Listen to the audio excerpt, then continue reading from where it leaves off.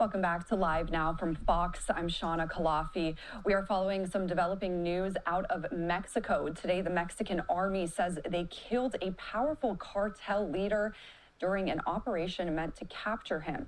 The Defense Department says the leader of the Jalisco New Generation Cartel was wounded during that operation about 2 hours from Guadalajara, and he later died while he was being flown to Mexico City. And this is a very powerful cartel there in Mexico. The leader now killed by the Mexican army, according to the Defense Department there. For more on this story, let's bring in Chris Dalby. He is an investigative journalist and author of CJNG, A Guide to Mexico's Deadliest Cartel. Thank you so much for being here, Let's see what Chris has to say. It's an absolute pleasure, Shauna. Thank you for having me.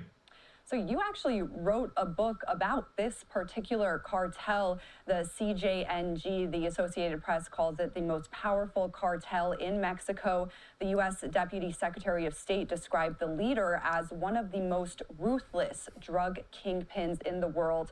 Can you tell us more about this? Absolutely. If you've heard about the worst of Mexican cartel violence, you know, the most abhorrent acts, the bodies, the decapitated corpses, the videos, a lot of that begins with the CJNG. El Mencho is one of the most influential drug kingpins in the last 30 years. I would put him at the same level as Pablo Escobar and El Chapo when it comes to the quantity of drugs that his organization has moved in Mexico, in the United States, and further abroad. He is directly and indirectly responsible for the deaths of thousands of people in Mexico. That's actually very huge. For anyone that hasn't been paying attention to what's going on with the cartels, like myself, I just started looking at this maybe a few days ago when they started popping up. Anyone that's watched Narcos on Netflix or any drug kind of show or movie dealing with cartels, we know how these people get down. They do whatever they want. They kill whoever they want. They take whoever they want. They're just there trying to sell as much drugs as possible, have as much power, as much influence in whatever country they're in, and they don't really care. So comparing this guy to Pablo Escobar, Maduro, El Chapo, we know these people mean serious business, and there's a lot of killing going on already over there. We've already heard that Trump and the U.S. have had like a $15 million bounty on any information, anything leading to the capture of El Mencho. When I first saw this, I actually thought that I was wondering. I wonder if Trump is involved. Because we already know he went in there. We took down Maduro from Venezuela. We know he's been trying to apply pressure on the president of Mexico. So I would like to believe that Trump was somehow involved. We don't know yet. We haven't gotten any information about that. I don't know if they're actually going to talk about this in this video, but this guy has already, prior to this incident, has already been killing over 1,000 people a month in Mexico. Their own people, mostly, I believe. But yeah, let's see what they're saying. And through drugs in the United States. The problem is that while he absolutely deserved to face justice, removing him removes the man who kept the CJNG united. And while the CJNG is extremely violent, by far the most violent cartel in Mexico, removing him will likely lead to 5 or 6 of his lieutenants turning on each other and ramping up the level of violence to perhaps record levels in Mexico to control the CJNG empire. So you get rid of one monster, and then now you have to deal with the aftermath. Unless maybe Mexico gets help from the U.S. and we're able to go in and actually try and take out as many of these people as we can, we're always going to be killing or getting rid of one leader. And obviously there's going to be lieutenants, like Gary is saying. El Mencho had 6 lieutenants already. So we know one of them is probably just going to rise up and become the new leader. They're all probably going to be fighting for leadership. I would assume there would already be someone that was already like, you know, El Mencho's right-hand man, second in command, that would naturally just rise into power and continue the operations. But like Gary is saying, most likely they're going to be fighting for power. There's going to be a power struggle down in Mexico. We can assume that there's going to be a lot more killing down there. Unfortunate for the Mexican, people down there. We hear there's been a lot of shooting at the airports as well. Hopefully all of the our American citizens that are down there are safe. You know, we'll keep them in our prayers, and you know, we'll hope eventually they come back safely. And that's exactly what I was going to ask you. Now that he's dead, what does that mean for this operation? Who takes the lead? And will there be maybe more retaliation from the cartel now that this has happened? Most likely. You know, President Trump has rightly designated Mexican cartels as terrorist organizations, and El Mencho had a bounty on his head of $50 million for anyone giving information that led to his capture.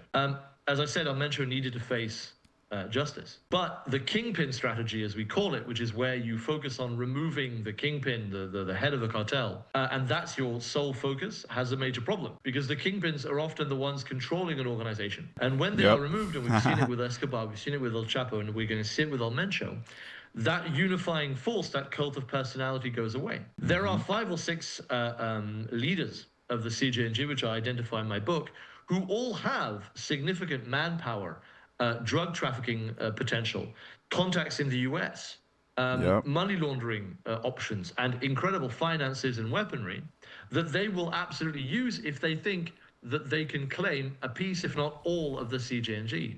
To my knowledge, El Mencho didn't pick a successor. Oof. To my knowledge, El Mencho didn't go to his lieutenants and say, when I die, when I'm arrested, this is the next guy.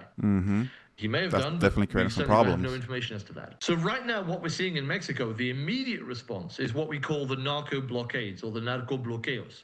This happens a lot when these top guys are removed.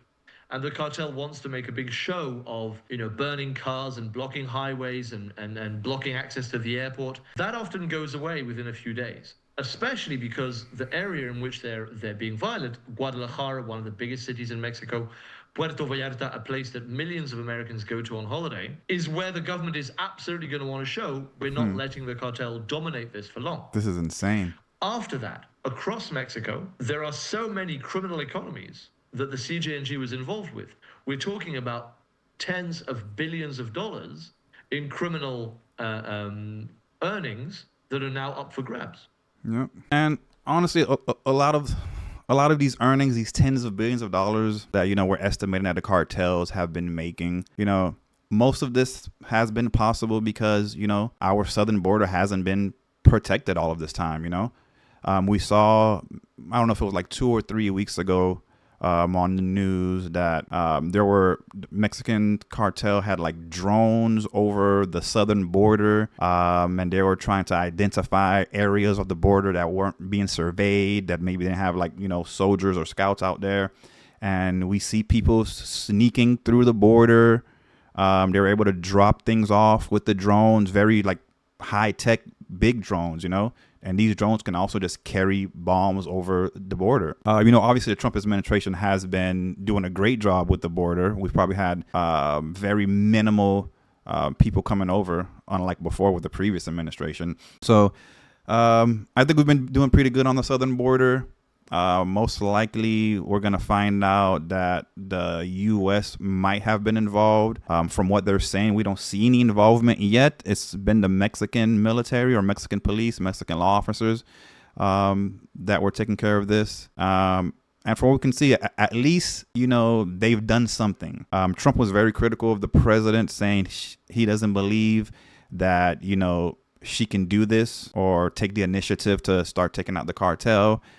He believes that, you know, the Mexican president, maybe the Mexican politicians are in the cartel's pockets and they're being paid. And, you know, there might be some fraudulent things going on down there. So seeing this happen is a good sign of progress. You know, hopefully there's some more, you know, operations and missions happening, and, you know, they're trying to take out maybe the lieutenants, arrest them, do whatever they can to bring them to justice, because if we don't, this is going to continue. Someone else is going to come up. One of the lieutenants is going to come up, take control, and just continue the operations. And we're just going to keep having cocaine, fentanyl, methamphetamines, and heroin just coming into the U.S. So I believe this is a good first step. You know, we're going to keep watching this to see what's going on. I'm going to keep you guys updated. I just started watching this myself, but this is great news. I like what's going on here.